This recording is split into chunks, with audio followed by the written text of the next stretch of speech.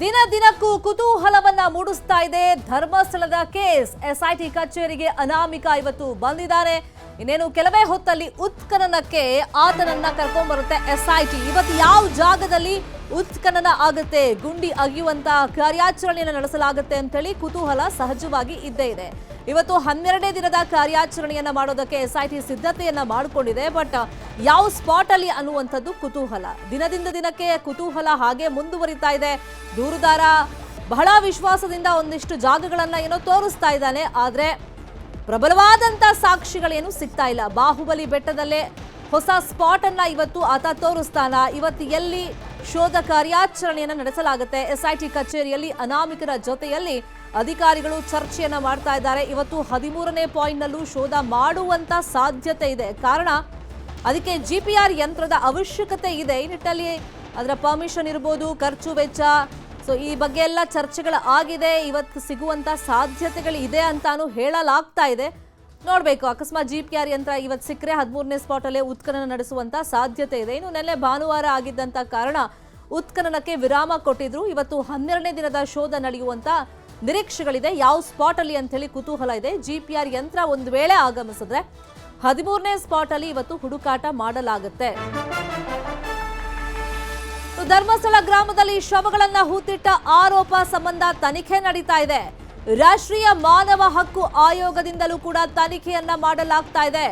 ಈ ನಿಟ್ಟಿನಲ್ಲಿ ಬೆಳ್ತಂಗಡಿ ಎಸ್ಐಟಿ ಕಚೇರಿಗೆ ಎನ್ಎಚ್ಆರ್ಸಿ ತಂಡ ಭೇಟಿಯನ್ನ ಕೊಟ್ಟಿದೆ. ಅಂದ್ರೆ ರಾಷ್ಟ್ರೀಯ ಮಾನವ ಹಕ್ಕುಗಳ ಆಯೋಗದಿಂದ ಇದೀಗ ತನಿಖೆ ನಡೆಸಲಾಗ್ತಾ ಇದೆ. ಇಲ್ಲಿಗೆ ಬಂದು ಮಾಹಿತಿ ಸಂಗ್ರಹ ಮಾಡುವಂತ ಕೆಲಸವನ್ನ ಆಯೋಗ ಮಾಡ್ತಾ ಇದೆ. ಎಸ್ಐಟಿ ಜೊತೆಯಲ್ಲಿ ಎನ್ಎಚ್ಆರ್ಸಿ ತಂಡ ಚರ್ಚೆಯನ್ನ ಮಾಡ್ತಾ ಇದೆ. ಅನಾಮಿಕನಿಂದಲೂ ಕೂಡ ಮಾಹಿತಿಯನ್ನ ಸಂಗ್ರಹ ಮಾಡಲಾಗ್ತಾ ಇದೆ ರಾಷ್ಟ್ರೀಯ ಮಾನವ ಹಕ್ಕುಗಳ ಆಯೋಗದಿಂದ. ಯಾಕಂದ್ರೆ 100 ಶವಗಳನ್ನ ನಾನು ಹೂತಿಟ್ಟಿದ್ದೀನಿ ಅಂತ ಆತ ಗಂಭೀರವಾದಂತ ಆರೋಪವನ್ನ ಮಾಡಿದ್ದಾನೆ. ಸಾಕಷ್ಟು ವರ್ಷಗಳ ಆಗಿದೆ, ಆದ್ರೆ ಕೆಲವೊಂದು ಸ್ಪಾಟ್ಗಳಂತೂ ಎಕ್ಸಾಕ್ಟ್ ಆಗಿ ನಂಗೆ ನೆನಪಿದೆ. ಅದರಲ್ಲೂ ಪ್ರಮುಖವಾಗಿ ಶಾಲಾ ಬಾಲಕಿಯರ ಶವಗಳನ್ನ ನಾನು ಬ್ಯಾಗ್ ಸಮೇತ ಹೂತಿಟ್ಟಿದ್ದೆ ಅಂತೆಲ್ಲ ಹೇಳಿದ್ರಿಂದ ಇದೀಗ ರಾಷ್ಟ್ರೀಯ ಮಾನವ ಹಕ್ಕುಗಳ ಆಯೋಗನು ಈ ಕೇಸಲ್ಲಿ ಎಂಟ್ರಿ ಕೊಟ್ಟಿದೆ. ಇದೇ ವಿಷಯವಾಗಿ ಇನ್ನಷ್ಟು ಡೀಟೇಲ್ ಆಗಿ ಇನ್ಫಾರ್ಮೇಶನ್ ಅನ್ನ ಕೊಡ್ತಾ ಹೋಗೋದಕ್ಕೆ ನೇರ ಸಂಪರ್ಕದಲ್ಲಿ ಕನೆಕ್ಟ್ ಆಗಿದ್ದಾರೆ ನಮ್ಮ ರಿಪೋರ್ಟರ್ ಮಂಜು ಆರ್ಯ. ಇವತ್ತು ಯಾವ ಸ್ಪಾಟ್ ಅಲ್ಲಿ ಶೋಧ ನಡೆಯುತ್ತೆ ಅಂತ ಹೇಳಿ ಸಹಜವಾಗಿ ಜನಸಾಮಾನ್ಯರಲ್ಲಿ ಕುತೂಹಲ ಇದೆ. 12ನೇ ದಿನದ ಕಾರ್ಯಾಚರಣೆ, ಹೊಸ ಸ್ಪಾಟ್ ಏನಾದ್ರೂ ಆತ ತೋರಿಸಿದ್ದಾನ?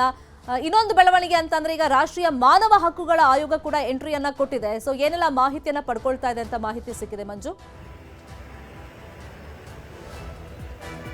ಎಸ್, ಖಂಡಿತವಾಗ್ಲೂ ಶರ್ಮಿತಾ, ಇವತ್ತು ಕೂಡ ಅಷ್ಟೇ ಬೆಳಿಗ್ಗೆ 10 ಗಂಟೆಗೆ ಅನಾಮಿಕ ವ್ಯಕ್ತಿ ಎಸ್ಐಟಿ ಕಚೇರಿಗೆ ಬಂದಿದ್ದಾರೆ. ಎಸ್ಐಟಿ ಕಚೇರಿಯಲ್ಲಿ ಆಲ್ಮೋಸ್ಟ್ 2 ಗಂಟೆ ಆಯ್ತು. ಸದ್ಯಕ್ಕಿರುವಂತಹ ಎಸ್ಐಟಿಯ ಅಧಿಕಾರಿಗಳು ಆತನನ್ನ ವಿಚಾರಣೆಗೆ ಒಳಪಡಿಸಿರುವಂತದ್ದು. ಅದರಲ್ಲೂ ಕೂಡ ಪ್ರಮುಖವಾಗಿ ಆತ ಯಾವುದೇ ಒಂದು ಸ್ಪಾಟ್ ಅನ್ನು ಕೂಡ ಅಷ್ಟೇ ಹೇಳೋದಕ್ಕೆ ಮುಂದಾಗ್ತಿಲ್ಲ. ಬದಲಾಗಿ ತಾನು ಹೇಳಿದಂತಹ ಜಾಗಕ್ಕೆ ಕರ್ಕೊಂಡೋದಂತಹ ವೇಳೆಯಲ್ಲಿ ಅಲ್ಲಿ ನಾನು ಸ್ಪಾಟ್ ಅನ್ನ ಗುರುತಿಸ್ತೀನಿ, ಅಲ್ಲಿ ತೋರಿಸ್ತೀನಿ ಅಂತ ಹೇಳ್ತಿರುವಂತದ್ದು.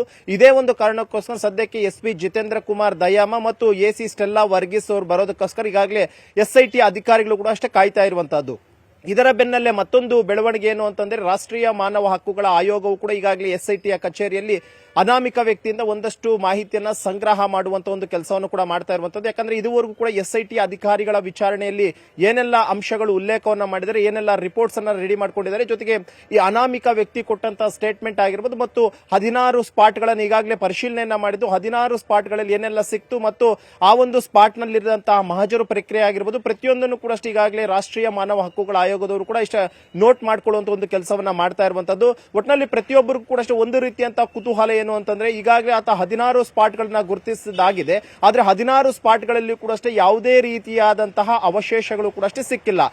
ಈ ನಿಟ್ಟಿನಲ್ಲಿ ಇವತ್ತೇನಾದ್ರೂ ಹೊಸ ಸ್ಪಾಟ್ ಅನ್ನ ಆತ ಗುರುತು ಮಾಡ್ತಾನ, ಹೊಸ ಸ್ಪಾಟ್ ನಲ್ಲಿ ಏನಾದ್ರೂ ಸಿಗುತ್ತಾ ಅನ್ನುವಂತ ನಿರೀಕ್ಷೆ ಕೂಡ ಅಷ್ಟೇ ಎಲ್ಲರಿಗೂ ಇರುವಂತದ್ದು. ಯಾಕಂದ್ರೆ ಆತ 15 ಮತ್ತು 16ನೇ ಸ್ಪಾಟ್ ಗಳನ್ನ ಗುರುತಿಸುವಂತ ವೇಳೆಯಲ್ಲಿ ತುಂಬಾ ಕಾನ್ಫಿಡೆಂಟ್ ಆಗಿದ್ದ. ಅದರಲ್ಲೂ ಕೂಡ ಅಷ್ಟೇ 15ನೇ ಸ್ಪಾಟ್ ನಲ್ಲಿ ಓರ್ವ ಬಾಲಕಿಯ ಮೃತದೇಹವನ್ನ ಹೂತಿತ್ತಿದ್ದೆ ಅಂತ ಹೇಳಿದ್ದ. ಅದಕ್ಕೋಸ್ಕರನೇ ಸುಮಾರು 4 ಕಡೆಗಳಲ್ಲಿ ಹಾಗಾದ್ರೂ ಯಾವುದೇ ರೀತಿಯಂತ ಪ್ರಯೋಜನ ಆಗಿಲ್ಲ. ಇನ್ನು 16ನೇ ಸ್ಪಾಟ್ಗೆ ಬಂದಂತಹ ವೇಳೆಯಲ್ಲಿ ಬಾಹುಬಲಿ ಬೆಟ್ಟದಲ್ಲೂ ಕೂಡ ಅಷ್ಟೇ ಕೇರಳ ಮೂಲದ ಮಹಿಳೆಯನ್ನ ನಾನು ಹೂತಿಟ್ಟಿದ್ದೆ ಅನ್ನುವಂಥದ್ದನ್ನ ಆತ ಖುದ್ದಾಗಿ ಅಧಿಕಾರಿಗಳ ಸಮ್ಮುಖದಲ್ಲಿ ಹೇಳಿದ್ದ. ಜೊತೆಗೆ ತುಂಬಾ ಕಾನ್ಫಿಡೆಂಟ್ ಸೈಲೆಂಟ್ ಆಗಿ ಕೂಡ ಅಷ್ಟೇ ಹೇಳಿಕೆಯನ್ನ ಕೊಡ್ತಾ ಇದ್ದ.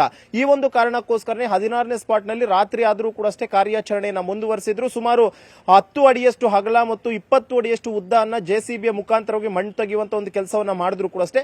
ಅಲ್ಲೂ ಕೂಡ ಅಷ್ಟೇ ನಿರಾಸೆ ಅನುಭವಿಸಿದ್ರು. ಯಾವುದೇ ರೀತಿಯಾದಂತ ಒಂದು ಅಲ್ಲಿ ಅವಶೇಷಗಳು ಕೂಡ ಅಷ್ಟೇ ಸಿಕ್ಕಿಲ್ಲ. ಈಗ ಇವತ್ತು ಸೋಮವಾರದಂದು ಕೂಡ ಅಷ್ಟೇ ಮತ್ತೆ ಒಂದಷ್ಟು ಹೊಸ ಸ್ಪಾಟ್ ಗಳನ್ನ ಹೇಳ್ತೀನಿ ಅನ್ನುವಂಥದ್ದನ್ನು ಕೂಡ ಆತ ಹೇಳಿದ್ದಾನೆ. ಜೊತೆಗೆ ಈಗಾಗಲೇ ಎಸಿ ಸ್ಟೆಲ್ಲಾ ವರ್ಗೀಸ್ ಅವರು ಕೂಡ ಅಷ್ಟೇ ಎಸ್ಐಟಿ ಕಚೇರಿಗೆ ಬಂದಿದ್ದಾರೆ. ಬಹುತೇಕ ಇನ್ನೊಂದು 10 ರಿಂದ 15 ನಿಮಿಷದಲ್ಲಿ ಆತನನ್ನ ಮತ್ತೆ ಆತ ಯಾವ ಪ್ಲೇಸ್ ಅನ್ನ ತೋರಿಸ್ತಾನೆ ಅಲ್ಲಿಗೆ ಕರ್ಕೊಂಡು ಹೋಗುವಂತ ಸಾಧ್ಯತೆಗಳು ಹೆಚ್ಚಾಗಿರುವಂತದ್ದು. ಮತ್ತೊಂದು ಕಡೆ ಏನು ಅಂತಂದ್ರೆ 13ನೇ ಸ್ಪಾಟ್ ನಲ್ಲಿ ಎಲ್ಲರಿಗೂ ಕೂಡ ಅಷ್ಟೇ ಸಾಕಷ್ಟು ನಿರೀಕ್ಷೆ ಇರುವಂತದ್ದು. ಜೊತೆಗೆ ಆ ದೂರುದಾರರು ಕೂಡ ಅಷ್ಟೇ ನಾನು ಸಾಮೂಹಿಕವಾಗಿ ಅಂತ್ಯ ಸಂಸ್ಕಾರವನ್ನ ಅಲ್ಲಿ ಮಾಡಿದ್ದೀನಿ, ನಾನು ಎಣಗಳನ್ನ ಹೂತಾಕಿದ್ದೀನಿ ಅಂತ ಹೇಳಿದ್ದಾನೆ. ಆ ಒಂದು ಕಾರಣಕ್ಕೋಸ್ಕರ 13ನೇ ಸ್ಪಾಟ್ ನಲ್ಲಿ 2019ರಲ್ಲಿ ಪ್ರವಾಹ ಬಂದಂತ ವೇಳೆ ಸುಮಾರು 20 ಅಡಿಯಷ್ಟು ಮಣ್ಣು ಅದರ ಮೇಲೆ ಬಿದ್ದಂತ ಕಾರಣಕ್ಕೋಸ್ಕರ ಸದ್ಯಕ್ಕೆ ಕೂಲಿ ಕಾರ್ಮಿಕರಿಂದ ತೆಗೆಯುವಂತದ್ದು ಮಣ್ಣು ತೆಗೆಯುವಂತದ್ದು ಕಷ್ಟ ಆಗುತ್ತೆ ಅನ್ನುವಂತ ಒಂದು ಕಾರಣಕ್ಕೋಸ್ಕರ ಜಿಪಿಆರ್ ಯಂತ್ರದ ಮೋರೆ ಕೂಡ ಹೋಗಿರುವಂತದ್ದು. ಬಹುತೇಕ ಇವತ್ತು ಜಿಪಿಆರ್ ಯಂತ್ರ ಬರುತ್ತೆ ಅನ್ನುವಂತ ಒಂದು ನಿರೀಕ್ಷೆಯಲ್ಲಿ ಎಸ್ಐಟಿ ಅಧಿಕಾರಿಗಳಿದ್ದಾರೆ. ಆದ್ರೆ ಹಿರಿಯ ಅಧಿಕಾರಿಗಳಿಂದ ಜಿಪಿಆರ್ ಯಂತ್ರದ ಬಗ್ಗೆ ಇನ್ನು ಯಾವುದೇ ರೀತಿಯಂತ ಫೈನಲ್ ಕನ್ಫರ್ಮೇಶನ್ ಅನ್ನುವಂಥದ್ದು ಬೆಳ್ತಂಗಡಿಯಲ್ಲಿರುವಂತಹ ಎಸ್ಐಟಿ ಅಧಿಕಾರಿಗಳಿಗೆ ಬಂದಿಲ್ಲ. ಅವರು ಕೂಡ ಅಷ್ಟೇ ಕಾಯ್ತಾ ಇರುವಂತದ್ದು. ಯಾಕಂದ್ರೆ ಎಸ್ಐಟಿ ಚೀಫ್ ಆಗಿರುವಂತಹ ಪ್ರಣಬ್ ಮೊಹಾಂತಿ ಅವರ ಕರೆಗೋಸ್ಕರ ಅವರು ಕಾಯ್ತಾ ಇದ್ದಾರೆ. ಒಂದ್ ವೇಳೆ ಏನಾದ್ರೂ ಜಿಪಿಆರ್ ಯಂತ್ರ ಬೆಂಗಳೂರಿನಿಂದ ಹೊರಡ್ತಾ ಇದೆ ಅಂತಂದ್ರೆ ಅಲ್ಲಿಂದ ಇವರಿಗೆ ಕಮ್ಯುನಿಕೇಟ್ ಮಾಡ್ತಾರೆ, ಜಿಪಿಆರ್ ಯಂತ್ರ ಬರ್ತಾ ಇದೆ, ಅದಕ್ಕೆ ಬೇಕಾದಂತ ಟೆಕ್ನಿಷಿಯನ್ಸ್ ಕೂಡ ಅಷ್ಟೇ ಮತ್ತು ಸ್ಪೆಷಲಿಸ್ಟ್ ಕೂಡ ಅಷ್ಟೇ ಬರ್ತಿದ್ರೆ ಅವರನ್ನ ರಿಸೀವ್ ಮಾಡ್ಕೊಳ್ಬೇಕು, ಅವ್ರಿಗೆ ಎಲ್ಲಾ ರೀತಿಯಂತ ವ್ಯವಸ್ಥೆಗಳನ್ನ ಮಾಡಬೇಕು ಅಂತ ಹೇಳಿ ಇಲ್ಲಿನ ಎಸ್ಐಟಿ ಅಧಿಕಾರಿಗೆ ಸೂಚನೆಯನ್ನ ಕೊಡ್ತಾರೆ. ಆದ್ರೆ ಇಲ್ಲಿವರೆಗೂ ಕೂಡ ಅಷ್ಟೇ ಅಂತಹ ಸೂಚನೆ ಬಂದಿಲ್ಲ ಅನ್ನುವಂಥದ್ದನ್ನ ಎಸ್ಐಟಿ ಮೂಲಗಳು ಹೇಳ್ತಾ ಇರುವಂತದ್ದು. ಈ ಕಾರಣಕ್ಕೋಸ್ಕರನೇ ಬಹುತೇಕ ಇವತ್ತು 13ನೇ ಸ್ಪಾಟ್ ಅಂತ ಏನು ಗುರುತು ಮಾಡಿದ್ರು ನೇತ್ರಾವತಿ ನದಿಯ ದಡದಲ್ಲಿ ಅಲ್ಲಿ ಒಂದು ಉತ್ಖನನ ಕಾರ್ಯ ಅನ್ನುವಂಥದ್ದು ಬಹುತೇಕ ಇವತ್ತು ಆಗೋದು ಡೌಟ್ ಅಂತಾನೆ ಈಗಾಗಲೇ ಎಸ್ಐಟಿಯ ಮೂಲಗಳು ಕೂಡ ಹೇಳ್ತಾ ಇರುವಂತದ್ದು. ಅದು ಬಿಟ್ರೆ ಅನಾಮಿಕ ವ್ಯಕ್ತಿ ಕೇವಲ 16ನೇ ಸ್ಪಾಟ್ಗೆ ಅಂತ್ಯ ಆಗಿಲ್ಲ, ಇನ್ನೂ ಕೂಡ ಅಷ್ಟೇ ಸಾಕಷ್ಟು ಪ್ಲೇಸ್ ಗಳನ್ನ ನಾನು ತೋರಿಸ್ತೀನಿ, ಅಲ್ಲಿ ಹೋಗಿ ನೀವು ಹಾಗಾದ್ರೆ ಅಲ್ಲಿ ಬಹುತೇಕ ನಿಮಗೆ ಒಂದಷ್ಟು ಕುರುಹುಗಳು ಸಿಗುತ್ತೆ ಅನ್ನುವಂತ ಒಂದು ನಿಟ್ಟಿನಲ್ಲಿ ಆತ ಹೇಳಿಕೆಯನ್ನು ಕೊಡ್ತಾ ಇದ್ದಾನೆ. ಆ ಒಂದು ಕಾರಣಕ್ಕೋಸ್ಕರ ಇವತ್ತು ಬೆಳಿಗ್ಗೆ 10 ಗಂಟೆಯಿಂದ ಇಂಟ್ರಾಗೇಷನ್ ಮಾಡಿದ್ರೆ, ಆದ್ರೆ ಆತ ಯಾವುದನ್ನು ಕೂಡ ನಾನು ಹೀಗೆ ಹೇಳೋದಿಲ್ಲ, ಬದಲಾಗಿ ನಾನು ಒಂದು ಪ್ಲೇಸ್ ಅನ್ನು ಹೇಳಿದ್ರೆ ಆ ಪ್ಲೇಸ್ಗೆ ಕರ್ಕೊಂಡೋದ್ರೆ ಅಲ್ಲಿ ಸ್ಪಾಟ್ ಅನ್ನ ನಾನು ಗುರುತು ಮಾಡ್ತೀನಿ, ಅಲ್ಲಿ ನೀವು ಹಾಗಾದ್ರೆ ಅದು ಖಂಡಿತವಾಗಿಯೂ ಕೂಡ ಅಷ್ಟೇ ಅಸ್ಥಿಪಂಜರ ಸಿಗುತ್ತೆ ಅನ್ನುವಂತ ಒಂದು ಮಾತನ್ನ ಹೇಳ್ತಾ ಇದ್ದಾನೆ. ಈ ಕಾರಣಕ್ಕೋಸ್ಕರ ಎಸಿ ಅವ್ರಿಗೋಸ್ಕರ ಕಾಯ್ತಿದ್ರು. ಇನ್ನು ಎಸಿ ಸ್ಟೆಲ್ಲಾ ವರ್ಗೀಸ್ ಅವರು ಕೂಡ ಅಷ್ಟೇ ಈಗಷ್ಟೇ 2-3 ನಿಮಿಷಗಳ ಹಿಂದಷ್ಟೇ ಎಸ್ಐಟಿ ಕಚೇರಿಗೆ ಅವರು ಬಂದಿದ್ದಾರೆ.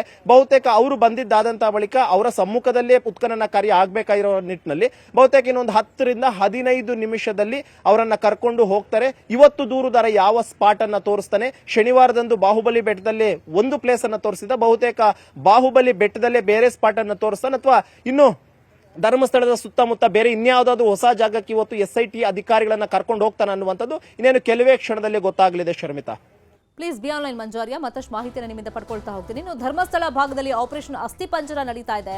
ಕಾರ್ಯಾಚರಣೆಯ ಇಂಚಿಂಚು ಮಾಹಿತಿಯನ್ನ ನ್ಯೂಸ್ 18 ನಲ್ಲಿ ನಾವು ಕೊಡ್ತಲೇ ಬಂದಿದ್ದೀವಿ. ಇದೀಗ ಮತ್ತೊಂದು ಎಕ್ಸ್ಕ್ಲೂಸಿವ್ ಸುದ್ದಿಯನ್ನ ನಿಮಗೆ ತಲುಪಿಸೋ ಕೆಲಸವನ್ನ ನ್ಯೂಸ್ 18 ಮಾಡ್ತಾ ಇದೆ.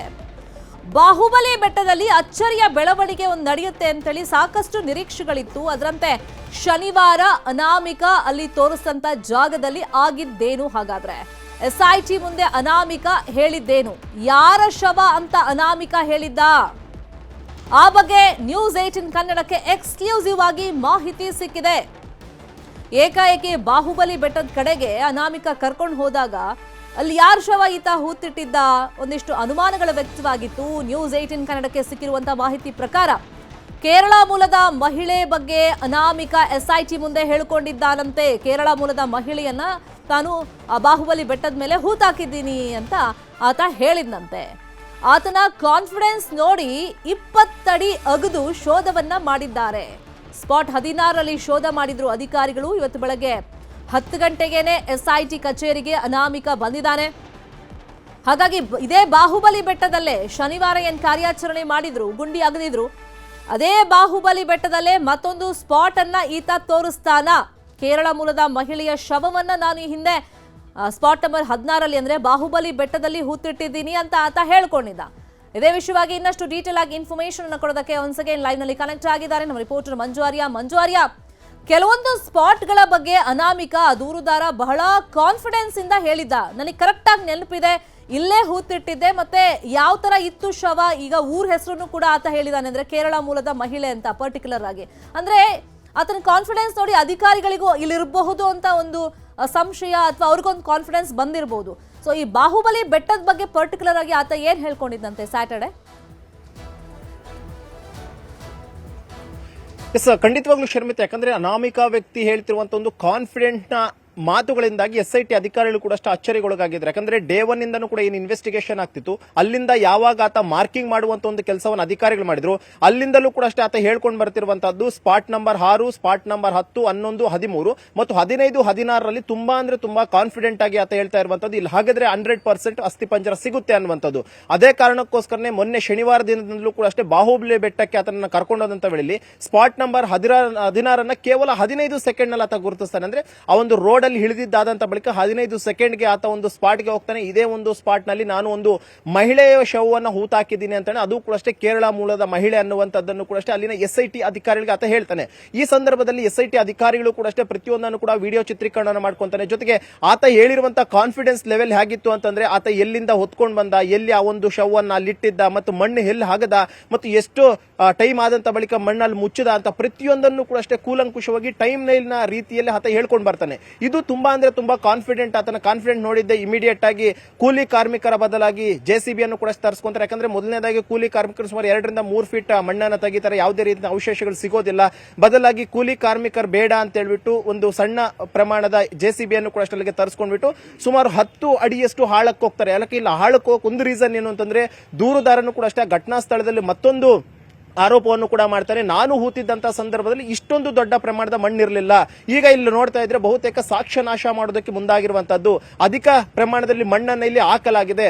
ಆ ಕಾರಣಕ್ಕೋಸ್ಕರ ಬಹುತೇಕ ಒಂದು 10 ಅಡಿ ಒಳಗಡೆ ಹಾಗಾದ್ರೆ ಬಹುತೇಕ ಅಸ್ಥಿಪಂಜರ ಸಿಗುತ್ತೆ ಅನ್ನುವಂಥದ್ದನ್ನ ಬಹಳ ಕಾನ್ಫಿಡೆಂಟ್ ಆಗಿ ಹೇಳಿದ್ದ. JCB ಮುಖಾಂತರವಾಗಿ ಸುಮಾರು 10 ಅಡಿ ಆಳ ತೋಡಿದ್ರು, ಯಾವುದೇ ರೀತಿಯಂತ ಒಂದು ಕುರುಹುಗಳು ಸಿಕ್ಕಿಲ್ಲ. 20 ಅಡಿಯಷ್ಟು ಅಗಲದವರೆಗೂ ಕೂಡ ಅಷ್ಟೇ ಎಲ್ಲಾ ಕಡೆಗಳಲ್ಲೂ ಕೂಡ ಅಷ್ಟೇ ಮಣ್ಣು ಅಗಿಯುವಂತ ಒಂದು ಕೆಲಸವನ್ನ ಶನಿವಾರ ಮಾಡಿದ್ರು. ಒಂದ್ ಕಡೆ ಮಳೆ ಬರ್ತಾ ಇದ್ರು ಕೂಡ ಅಷ್ಟೇ ಶನಿವಾರದಂದು ರಾತ್ರಿ 7:30ವರೆಗೂ ಕೂಡ ಅಷ್ಟೇ ಕಾರ್ಯಾಚರಣೆಯನ್ನ ಮಾಡ್ತಾರೆ. 7:30 ಸುಮಾರು 6 ಗಂಟೆಗಳ ಕಾಲದವರೆಗೂ ಕೂಡ ಅಷ್ಟೇ ಕಾರ್ಯಾಚರಣೆಯನ್ನು ಮಾಡಿದ್ರು. ಯಾವುದೇ ರೀತಿಯಾದಂತಹ ಕುರುಹುಗಳಿಗೂ ಸಿಕ್ಕಿಲ್ಲ. ಬದಲಾಗಿ ಆತ ಈಗಲೂ ಕೂಡ ಹೇಳ್ತಾ ಇರುವಂತದ್ದು, ಅದೇ ಒಂದು ಜಾಗದಲ್ಲಿ ನಾನು ಕೇರಳ ಮೂಲದ ಮಹಿಳೆಯನ್ನ ನಾನು ಊತಾಕಿದ್ದೆ ಅನ್ನುವಂಥದ್ದು ಈಗಲೂ ಕೂಡ ಹೇಳ್ತಾ ಇರುವಂತ. ಆದ್ರೆ ಅದಕ್ಕೆ ಪೂರಕ ಎಂಬಂತೆ ಯಾವುದೇ ರೀತಿಯಂತ ಅಸ್ಥಿಪಂಜರ ಆಗಿರ್ಬೋದು, ಮೂಳೆಗಳಾಗಿರ್ಬೋದು ಯಾವುದು ಕೂಡ ಅಷ್ಟೇ ಸಿಕ್ಕಿಲ್ಲ. ಬದಲಾಗಿ ಇವತ್ತು ಕೂಡ ಅಷ್ಟೇ ಆತ ತುಂಬಾ ಕಾನ್ಫಿಡೆಂಟ್ ಆಗಿ ಹೇಳ್ತಿರುವಂತದ್ದು, ಆತ ಹೇಳುವಂತಹ ಎಲ್ಲವೂ ಕೂಡ ಅಷ್ಟೇ ಮಟ್ಟದ ಕಾನ್ಫಿಡೆಂಟ್ ಅನ್ನು ಇಟ್ಕೊಂಡು ಅದೇ ಒಂದು ಜಾಗದಲ್ಲಿ ಹೂತಿಟ್ಟಿದೆ ಅಂತ ಹೇಳ್ತೇನೆ. ಆದ್ರೆ ಯಾವುದೇ ರೀತಿಯಂತ ಪ್ರಯೋಜನ ಇಲ್ಲ. ಇಲ್ಲಿವರೆಗೂ 16 ಸ್ಪಾಟ್ಗಳ ಪೈಕಿ ಕೇವಲ ಸ್ಪಾಟ್ ನಂಬರ್ 6ರಲ್ಲಿ ಮಾತ್ರ ಒಂದಷ್ಟು ಮೂಳೆಗಳು ಸಿಕ್ಕಿರುವಂತದ್ದು ಬಿಟ್ರೆ ಇನ್ನು 15 ಕೂಡ ಅಷ್ಟೇ ಫೇಲ್ ಆಗಿರುವಂತದ್ದು. ಆದ್ರೆ ಇವತ್ತು ಆತ 17ನೇ ಸ್ಪಾಟ್ ಅನ್ನು ಏನ್ ಗುರುತು ಮಾಡ್ತಿದ್ದಾನೆ, 17ನೇ ಸ್ಪಾಟ್ ಕೂಡ ಅಷ್ಟೇ ಇವತ್ತು ಉತ್ಖನನ ಕಾರ್ಯವನ್ನ ಮಾಡೋದಕ್ಕೆ ಆಗಲೇ ತಯಾರಾಗಿದ್ದಾರೆ. AC ಸ್ಟೆಲ್ಲಾ ವರ್ಗೀಸ್, SB ಜಿತೇಂದ್ರ ದಯಾಮ ಕೂಡ ಈಗಾಗಲೇ ಬಂದಿರುವಂತದ್ದು. ಈಗ ಅಂತ ಬಳಿಕ ಇವತ್ತು ಏನು 17ನೇ ಸ್ಪಾಟ್ ಅನ್ನು ಎಲ್ಲಿ ಗುರುತು ಮಾಡ್ತಾನೆ, ಅದೇ ಬಾಹುಬಲಿ ಬೆಟ್ಟದಲ್ಲಿ ಏನಾದರೂ ಗುರುತು ಮಾಡ್ತಾನೆ ಅಥವಾ ಬೇರೆ ಹೊಸ ಸ್ಥಳದಲ್ಲಿ ಏನಾದರೂ ಗುರುತು ಮಾಡ್ತಾನೆ. ಇವತ್ತು ಉತ್ಖನನ ಕಾರ್ಯದ ಸಂದರ್ಭದಲ್ಲಿ ಏನೆಲ್ಲ ಅವಶೇಷಗಳು ಸಿಗುತ್ತೆ, ಅಸ್ಥಿ ಪಂಜರ ಸಿಗುತ್ತಾ, ಮೂಳೆ ಸಿಗುತ್ತಾ ಅನ್ನುವಂಥದ್ದು ಬಹುತೇಕ ಏನೇನು ಕೆಲವೇ ಕ್ಷಣದಲ್ಲಿ ಗೊತ್ತಾಗುತ್ತೆ. ಶರ್ಮಿತಾ, ಥ್ಯಾಂಕ್ ಯು ಮಂಜು ಆರ್ಯ ಈ ಕ್ಷಣದ ಮಾಹಿತಿಯನ್ನು ಕೊಟ್ಟಿದ್ದಕ್ಕೆ. ಇನ್ನು ಪದ್ಮಲತಾ ಸಾವಿನ ಬಗ್ಗೆನೂ ಕೂಡ ಸಾಕಷ್ಟು ಚರ್ಚೆಗಳು ಹಿಂದಿನಿಂದಲೂ ಕೂಡ ಆಗ್ತಾ ಇತ್ತು. ಈ ಸಂದರ್ಭದಲ್ಲಿ ಅಂದ್ರೆ ಏನು ಉತ್ಖನನ ಕಾರ್ಯ ನಡೀತಾ ಇದೆ, ಹಿಂದಿನ ಸಾವುಗಳ ಬಗ್ಗೆ ತನಿಖೆ ನಡೆಸಲಾಗ್ತಾ ಇದೆ. ಈಗ ಪದ್ಮಲತಾ ಸಾವಿನ ಬಗ್ಗೆಯೂ ತನಿಖೆ ಆಗಬೇಕು ಅನ್ನೋ ಒತ್ತಡ ಹೇರಲಾಗ್ತಾ ಇದೆ. ಪದ್ಮಲತಾ ಅಕ್ಕ ಇಂದ್ರಾವತಿ SITಗೆ ದೂರನ್ನ ಕೊಟ್ಟಿದ್ದಾರೆ. SITಯಿಂದ ನ್ಯಾಯ ಸಿಗುವಂತ ವಿಶ್ವಾಸ ಇದೆ ಅಂತ ಅವ್ರು ಹೇಳ್ಕೊಳ್ತಾ ಇದ್ದಾರೆ. 39 ವರ್ಷಗಳ ಹಿಂದೆ ತನ್ನ ತಂಗಿಯ ಕೊಲೆ ಆಗಿದೆ. ಪದ್ಮಲತಾ ಕೊಲೆ ಆರೋಪಿಗಳನ್ನ ಪತ್ತೆ ಮಾಡಬೇಕು. SITಯಿಂದ ಇದು ಸಾಧ್ಯ ಇದೆ. SITಯಿಂದ ನಮ್ಮ ಕುಟುಂಬಕ್ಕೆ ನ್ಯಾಯ ಸಿಗುತ್ತೆ ಅನ್ನೋ ಭರವಸೆ ಇದೆ. ಹಾಗಾಗಿ SIT ರಚನೆ ಆಗಿದ್ರಿಂದ ದೂರು ಕೊಡೋದಕ್ಕೆ ತಾನು ಬಂದಿದ್ದೀನಿ ಅಂತ ಹೇಳಿದ್ದಾರೆ. ಕೊಲೆ ಅನ್ನೋ ಅನುಮಾನದಿಂದಲೇ ನಾವು ಸುಟ್ಟಿರಲಿಲ್ಲ ಬಾಡಿಯನ್ನ, ಕಳೇಬರವನ್ನ ಸುಡದೆ ಮಣ್ಣು ಮಾಡಿದ್ವಿ. ಈಗ ಕಳೇಬರ ತೆಗೆದು ತನಿಖೆ ಮಾಡಿ ಅಂತ ಹೇಳಿ SIT ಮುಂದೆ ಮನವಿಯನ್ನ ಮಾಡಿಕೊಂಡಿದ್ದಾರೆ. ದೂರಿನಲ್ಲೂ ಕೂಡ ಆ ಬಗ್ಗೆ ಉಲ್ಲೇಖವನ್ನ ಮಾಡಿದ್ದಾರೆ. ಹಿಂದೆ CID ರಚನೆ ಆಗಿತ್ತು, ಆದರೆ ಯಾವುದೇ ಸಾಕ್ಷ್ಯಗಳು ಸಿಕ್ಕಿಲ್ಲ ಅನ್ನುವಂಥ ಹಿನ್ನೆಲೆಯಲ್ಲಿ ಆ ಕೇಸ್ ಹಂಗೆ ಇದ್ಬಿಡ್ತು. ಅದನ್ನ ಒಂದು ಕನ್ಕ್ಲೂಡ್ ಮಾಡಿರಲಿಲ್ಲ ಸರಿಯಾದ ರೀತಿಯಲ್ಲಿ, ಸಾಕ್ಷ್ಯಾಧಾರಗಳು ಸಿಗದಂತ ಹಿನ್ನೆಲೆಯಲ್ಲಿ. ಇದೀಗ SIT ರಚನೆ ಆಗಿದೆ, ಇವಾಗ ನ್ಯಾಯ ಸಿಗುತ್ತೆ ಅನ್ನೋ ವಿಶ್ವಾಸ ಇದೆ ಅಂತ ಹೇಳಿ ಪದ್ಮಲತಾ ಕುಟುಂಬ ಹೇಳ್ತಾ ಇದೆ. ತಂಗಿಯ ಕೊಲೆಯಾಗಿ 39 ವರ್ಷ ಆಯಿತು. ಇಷ್ಟುವರೆಗೆ ನಮಗೆ ನ್ಯಾಯ ಸಿಗಲಿಲ್ಲ. ಕೊಲೆಗಾರ ಯಾರು ಅಂತ ಇಷ್ಟುವರೆಗೆ ನಮಗೆ ಗೊತ್ತಿಲ್ಲ. ಅದರಿಂದಾಗಿ ಈಗ SIT ತನಿಖೆ ಆಗ್ತಾ ಉಂಟು. ಅದರಲ್ಲಿ ಆ ಜೊತೆಗೆ ಪದ್ಮಲತನ ಕೊಲೆ ಆರೋಪಿಗಳನ್ನು ಪತ್ತೆ ಹಚ್ಚಬಹುದು ಎಂಬ ನಿರೀಕ್ಷೆಯಲ್ಲಿ ಪೊಲೀಸರಿಗೆ ಕಂಪ್ಲೇಂಟ್ ಕೊಟ್ಟಿಗೆ ಬಂದಿದೆ.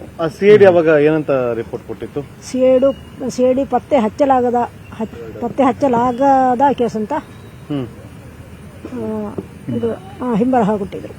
ಅದಾದ್ಮೇಲೆ ನೀವು ಯಾರು ಸಂಪರ್ಕ ಮಾಡಿದ್ರಾ? ಇಲ್ಲ. ಯಾಕೆ ಇಷ್ಟು ದಿವಸ ತಡ ಮಾಡಿದ್ದು? ಯಾಕೆ ಬೇರೆ ಎಲ್ಲೋ ಇದು ಮಾಡಬೇಕು ಅಂತ ಅನಿಸ್ಲಿಲ್ವ ನಿಮಗೆ? ರಾಜ್ಯ ಸರ್ಕಾರಕ್ಕೆ ಮನವಿ ಮಾಡಬೇಕು, SIT ತನಿಖೆ ಮಾಡಬೇಕು ಆ ಥರದ್ದು ಅವಾಗ ನಿಮ್ಗೆ ಬರ್ಲಿಲ್ವಾ? ಇಲ್ಲ, ಬರಲಿಲ್ಲ. ಈಗ ಕಾನ್ಫಿಡೆಂಟ್ ಇದೆಯಾ ಈಗ ಈ SIT ನಿಮ್ಮ ಪ್ರಕರಣವನ್ನ ತಗೋತಾರೆ, ನಿಮ್ ದೂರ ತಗೋತಾರೆ ಅಂತ ಹೇಳಿ? ಈಗ ವಿಶ್ವಾಸ ಇದೆ. ಹಾ, ಈಗ ಪೂರ್ಣ ವಿಶ್ವಾಸ ಇದೆ. ಈಗ ಏನಂತ ಕೇಳ್ಕೊಳಕ್ ಬಂದಿದ್ರಿ? ಕೊಲೆಗಾರ ಯಾರಂತ ನಮಗೆ ಗೊತ್ತಾಗಬೇಕು, ಅವರಿಗೆ ಸರಿಯಾದ ಶಿಕ್ಷೆ ನೀಡಬೇಕು. ಪದ್ಮಲತಾ ದೇವಾನಂದರ ಮಗಳು ಧರ್ಮಸ್ಥಳಕ್ಕೆ ಬಂದದ್ದು ಬಸ್ನಲ್ಲಿ ಒಟ್ಟಿಗೆ ಬಂದ ಹುಡುಗಿಯರು ಒಟ್ಟಿಗೆ ನೋಡಿದ್ದಾರೆ, ಇಳಿದದ್ದು ನೋಡಿದ್ದಾರೆ. ಆಮೇಲೆ ಕಣ್ಮರೆಯಾಗಿದ್ದಾಳೆ. ಮತ್ತೆ ಫೆಬ್ರವರಿ 17, 1987 ಕೊಳೆತ ಸ್ಥಿತಿಯಲ್ಲಿ ನೆರೆಯ ಹೊಲೆ ಕುದುರೆಯಾದ ಹತ್ರ ಶವ ಸಿಕ್ಕಿದೆ. ಶವ ಎಲ್ಲ ಕೊಳೆತೋಗಿದೆ. ಕೇವಲ ಡ್ರೆಸ್ ಮತ್ತು ಅವಳು ಕಟ್ಟಿದ ವಾಚಿನಲ್ಲಿ ಅದು ಪದ್ಮಲತಾ ಎಂದು ನಾವು ಗುರುತು ಹಿಡಿಯಲಿಕ್ಕೆ ಸಾಧ್ಯ. ಕೇಸು CODಗೆ ಕೊಟ್ಟರು ತನಿಖೆ ಏನು ಸರಿಯಾಗಲಿಲ್ಲ. ಮತ್ತೆ ಕಡೆಗೆ ಪತ್ತೆಯಾಗದ ಕೇಸು ಅಂತ ಹಿಂಬರ ಕೊಟ್ಟರು. ಅದರೆಡೆಗೆ ತುಂಬ ಎಲ್ಲ ಆಗಿದೆ. ಆದರೂ ಏನು ಅವರು ಅಪರಾಧಿಗಳನ್ನು ಹಿಡಿಯುವ ಕೆಲಸ ಮಾಡಲೇ ಇಲ್ಲ. ಈಗ ಮತ್ತೆ ನಾವು ಅವತ್ತು ದೇವಾನಂದರ ಮನೆಯವರು ಇವರು ಅಕ್ಕ ಇದ್ದಾರೆ ಪದ್ಮಲತಾ, ಶವ ನಾವು ಸುಡಲಿಲ್ಲ, ಹೂತಿಟ್ಟಿದ್ದೇವೆ. ಇನ್ನೊಂದು ಸಲ ಯಾವಾಗಾದ್ರೂ ರಿಓಪನ್ ಮಾಡಲಿಕ್ಕೆ ಸಾಧ್ಯ ಆಗೋದಿದ್ರೆ ಅದು ಶವ ಇದ್ರೇನೆ ಮತ್ತೊಮ್ಮೆ ಪೋಸ್ಟ್ ಮಾರ್ಟಮ್ ಎಲ್ಲ ಮಾಡಬಹುದು ಅನ್ನೋ ಲೆಕ್ಕಾಚಾರದಲ್ಲಿ ಹೂತಿಟ್ಟಿದೆ. ಇದೇ ವಿಷಯವಾಗಿ ಇನ್ನಷ್ಟು ಡೀಟೇಲ್ ಆಗಿ ಇನ್ಫಾರ್ಮೇಶನ್ ಕೊಡ್ತಾ ಹೋಗೋದಕ್ಕೆ ನೇರ ಸಂಪರ್ಕದಲ್ಲಿ ಕನೆಕ್ಟ್ ಆಗಿದ್ದಾರೆ ನಮ್ಮ ರಿಪೋರ್ಟರ್ ಕಿಶನ್ ಶೆಟ್ಟಿ. ಕಿಶನ್, ಪದ್ಮಲತಾ ಕೇಸ್ ಬಗ್ಗೆನೂ ಹಿಂದಿನಿಂದಲೂ ಚರ್ಚೆಗಳು ನಡೀತಾ ಇತ್ತು. ಅಂದ್ರೆ CID ಸಾಕ್ಷ್ಯಾಧಾರಗಳು ಇಲ್ಲದ ಹಿನ್ನೆಲೆಯಲ್ಲಿ ಸರಿಯಾಗಿ ಕನ್ಕ್ಲೂಡ್ ಮಾಡಿರಲಿಲ್ಲ ಈ ಕೇಸನ್ನ. ಈಗ SIT ಮೇಲೆ ಅವ್ರ ಕುಟುಂಬಸ್ಥರಿಗೆ, ಅದರಲ್ಲೂ ಅವ್ರ ಅಕ್ಕನಿಗೆ ಯಾವ ತರ ವಿಶ್ವಾಸ ಇದೆಯಂತೆ, ಮತ್ತೆ ಕಂಪ್ಲೇಂಟ್ ಅಲ್ಲಿ ಏನೆಲ್ಲ ಉಲ್ಲೇಖ ಮಾಡಿದ್ದಾರೆ? ಶರ್ಮಿತಾ, ಧರ್ಮಸ್ಥಳ ಗ್ರಾಮದಲ್ಲಿ ಈ ಹಿಂದೆ ಭಾರಿ ತಲ್ಲಣವನ್ನ ಮೂಡಿಸಿದಂತಹ ಪ್ರಕರಣ ಇದು ಪದ್ಮಲತಾ ಪ್ರಕರಣ. 1986 ಡಿಸೆಂಬರ್ ತಿಂಗಳಲ್ಲಿ ಪದ್ಮಲತಾ ನಿಗೂಢವಾಗಿ ನಾಪತ್ತೆಯಾಗಿದ್ರು. ಆನಂತರವಾಗಿ ಬರೋಬ್ಬರಿ 56 ದಿನಗಳ ಬಳಿಕ ಅಂದ್ರೆ 1987 ಫೆಬ್ರವರಿ ತಿಂಗಳಲ್ಲಿ ಪದ್ಮಲತಾ ಅವರ ಮೃತದೇಹ ಪತ್ತೆಯಾಗಿತ್ತು. ಮುಳಿಕ್ಕಾವ್ ಎಂಬ ಪ್ರದೇಶದಲ್ಲಿ ಸೇತುವೆಯ ಕೆಳಭಾಗದಲ್ಲಿ ಪತ್ತೆಯಾಗಿತ್ತು. ಸಂಪೂರ್ಣವಾಗಿ ಕೊಳೆತ ಸ್ಥಿತಿಯಲ್ಲಿತ್ತು. ಕೈಕಾಲುಗಳನ್ನು ಕಟ್ಟಿ ಹಾಕಲಾಗಿತ್ತು. ಆ ಸಂದರ್ಭದಲ್ಲಿ ಸಾಕಷ್ಟು ಹೋರಾಟಗಳು ಕೂಡ ನಡೆಯಿತು. ಪದ್ಮಲತಾ ಯಾರು ಅಂತ ನಾವು ನೋಡ್ತಾ ಹೋದ್ರೆ CPMನ ಮುಖಂಡ, ಅವತ್ತಿನ ಕಾಲದಲ್ಲಿ ಇಡೀ ಬೆಳ್ತಂಗಡಿಯಲ್ಲಿ ಪ್ರಬಲವಾಗಿ ನಾಯಕನಾಗಿ ಬೆಳೆಯುತ್ತಿದ್ದಂಥವರು ದೇವಾನಂದ್ ಎಂಬುವರು. ದೇವಾನಂದ್ರ ಮಗಳು ಪದ್ಮಲತಾ. ಕೆಲವು ಕಾರಣಕ್ಕಾಗಿ ಅವರಿಗೆ ಸ್ಥಳೀಯ ಕೆಲ ಪಕ್ಷಗಳು ಮತ್ತು ದೇವಾನಂದ್ ನಡುವೆ ವೈಮನಸ್ಸು ಇತ್ತು. ಆ ನಂತರವಾಗಿ ಈ ವೈಮನಸ್ಸು ಅತಿರೇಕಕ್ಕೆ ಹೋದಂತ ಸಂದರ್ಭದಲ್ಲಿ ಪದ್ಮಲತಾ ಮಿಸ್ಸಿಂಗ್ ಆಗ್ತಾರೆ. ಬಳಿಕ ಸಾಕಷ್ಟು ಹೋರಾಟಗಳು ಕೂಡ ನಡೆಯಿತು. ಆ ಸ್ಥಳೀಯ ಪೊಲೀಸರು ಇದನ್ನ ಸರಿಯಾಗಿ ತನಿಖೆ ಮಾಡ್ತಾ ಇಲ್ಲ, ಪ್ರಭಾವಿಗಳ ಒತ್ತಡಕ್ಕೆ ಮಣಿತಾ ಇದ್ದಾರೆ ಎಂಬ ಆಗ್ರಹಗಳನ್ನ ಕೂಡ CPM ಮಾಡಿತು. ಬಳಿಕ ರಾಚಯ್ಯ ಗೃಹ ಮಂತ್ರಿ ಆಗಿದ್ದಂಥವರು ರಾಚಯ್ಯ ಅವರು ಆನಂತರವಾಗಿ ಅದನ್ನ CODಗೆ ಒಪ್ಪಿಸ್ತಾರೆ. COD ತನಿಖೆ ಮಾಡಿದ ನಂತರವಾಗಿ ಇದು ಪತ್ತೆಯಾಗದಂಥ ಪ್ರಕರಣ ಅಂತ ಹೇಳಿ ಅದನ್ನ ಕ್ಲೀನ್ ಚಿಟ್ ಬರೆದು ಕೊಟ್ಟಿತ್ತು. ಬಳಿಕ ಆ ಪ್ರಕರಣ ಬೂದಿ ಮುಚ್ಚಿದ ಕೆಂಡದಂತಿತ್ತು. ಆ ಪ್ರಕರಣ ಪ್ರತಿ ಧರ್ಮಸ್ಥಳ ಗ್ರಾಮದಲ್ಲಿ ಕೂಡ ಏನಾದರೂ ಒಂದು ಘಟನೆ ಆದಾಗ ಪದ್ಮಲತಾ ಅವರ ನೆನಪಾಗುತ್ತೆ. ಪದ್ಮಲತಾ ಅವರಿಗೆ ಈ ರೀತಿ ಅನ್ಯಾಯ ಆಗಿದೆ ಅನ್ನೋದನ್ನ ಇಲ್ಲಿನ ಜನ ಮಾತಾಡಿಕೊಳ್ತಾ ಇದ್ದಾರೆ. ಬಳಿಕ ಎಷ್ಟೋ ಸರ್ಕಾರಗಳು ಬಂದು ಹೋದ್ರೂ ಕೂಡ ಪದ್ಮಲತಾ ಕುಟುಂಬ ಮಾತ್ರ ತಮ್ಮ ಮಗಳಿಗೆ ನ್ಯಾಯ ಸಿಗುವಂತ ವಿಶ್ವಾಸದಲ್ಲಿರಲಿಲ್ಲ. ಆದರೆ ಇದೀಗ SIT ತನಿಖೆ ಆಗಿರುವಂತದ್ದು. SITಯ ಕಚೇರಿಗೆ ಇವತ್ತು ಪದ್ಮಲತಾ ಅವರ ಅಕ್ಕ ಮತ್ತು ಸಂಬಂಧಿಕರು ಬಂದಿದ್ದಾರೆ. ಅವರು SIT ಕಚೇರಿಗೆ ಒಂದು ಮನವಿಯನ್ನ ಕೊಟ್ಟಿದ್ದಾರೆ. ಈ ರೀತಿಯಾಗಿ ನಿಗೂಢವಾಗಿ ಸಾವನ್ನಪ್ಪಿದ ಹಿನ್ನೆಲೆಯಲ್ಲಿ ನಾವು ಅವತ್ತು ಪದ್ಮಲತಾ ಅವರ ಹೆಣವನ್ನ ಸುಡಲಿಲ್ಲ, ಅದರ ಬದಲಾಗಿ ಹೂತಿದ್ದೇವೆ. ಇವತ್ತು ಕೂಡ ಆ ಪ್ರಕರಣ ಜೀವಂತವಾಗಿದೆ. ಪದ್ಮಲತಾ ಅವರಿಗೆ ಯಾಕೆ, ಏನಾಯ್ತು, ಯಾರು ಮಾಡಿದ್ರು ಅನ್ನೋದು ಇನ್ನೂ ಕೂಡ ನಿಗೂಢವಾಗಿ ಉಳಿದಿದೆ. ಈ ನಿಟ್ಟಿನಲ್ಲಿ ಪದ್ಮಲತಾ ಅವರನ್ನ ಹಂತಕರು ಅಂದ್ರೆ ಪದ್ಮಲತಾರನ್ನ ಯಾರು ಕೊಲೆ ಮಾಡಿದ್ದಾರೆ ಅವರಿಗೆ ಸೂಕ್ತವಾಗಿ ಶಿಕ್ಷೆ ಆಗಬೇಕು. ಇವತ್ತು ಕೂಡ ಅವರ ಮೃತದೇಹ ಹೂತಂತ ಹಿನ್ನೆಲೆಯಲ್ಲಿ ಕಳೇಬರವನ್ನ ಹೊರತೆಗೆದು ಸತ್ಯಾಸತ್ಯತೆಯನ್ನ ಜಗತ್ತಿಗೆ ತೋರಿಸಬೇಕೆಂಬ ಮನವಿಯನ್ನ SITಯ ಮುಂದೆ ಮಾಡಿದ್ದಾರೆ. SIT ಅವರು ಇದಕ್ಕೆ ಸೂಕ್ತವಾಗಿ ಸ್ಪಂದನೆ ಕೊಟ್ಟಿದ್ದಾರೆ. ಆದರೆ ಸುಮಾರು 39 ವರ್ಷಗಳ ಹಿಂದೆ ಆದಂತ ಘಟನೆ ಆದ ಹಿನ್ನೆಲೆಯಲ್ಲಿ ಆ ಸಾಕ್ಷಿಗಳನ್ನು ಕೂಡ ಸಂಗ್ರಹ ಮಾಡಬೇಕಾಗುತ್ತೆ. ಜೊತೆಗೆ ಧರ್ಮಸ್ಥಳ ಪೊಲೀಸ್ ಠಾಣೆ ಮತ್ತು COD ಕಚೇರಿಯಲ್ಲಿ ಇದೊಂದು ಪತ್ತೆಯಾಗದ ಪ್ರಕರಣ ಅಂತ ಹೇಳಿ ಅದಕ್ಕೆ ಶರ ಬರೆದು ಕೊಟ್ಟಿರುವಂತಹ ಹಿನ್ನೆಲೆಯಲ್ಲಿ SIT ಪ್ರಕರಣವನ್ನ ಮತ್ತೆ ಓಪನ್ ಮಾಡುತ್ತಾ ಎಂಬುದು ಬಹಳಷ್ಟು ಕುತೂಹಲ ಪ್ರಶ್ನೆ. ಜೊತೆಗೆ ಇಡೀ ಧರ್ಮಸ್ಥಳ ಮತ್ತು ಬೆಳ್ತಂಗಡಿ ತಾಲೂಕಿನಲ್ಲಿ ಸಂಚಲನ ಮೂಡಿಸಿದಂತಹ ಪದ್ಮಲತಾ ಅವರ ಸಾವಿನ ಪ್ರಕರಣ SIT ತನಿಖೆ ಆದರೂ ತನಿಖೆಯ ಮೂಲಕವಾಗಿ ಭೇದಿಸುತ್ತಾ ಅಥವಾ ನಿಜವಾದ ಯಾರು ಹಂತಕರು ಅನ್ನೋದು ಬಯಲಾಗುತ್ತಾ ಅನ್ನೋದು ಸದ್ಯಕ್ಕೆ ಬಹಳ ಕುತೂಹಲವನ್ನು ಕೇಳಿಸಿರುವಂಥದ್ದು. Sharmita, thank you Kishan.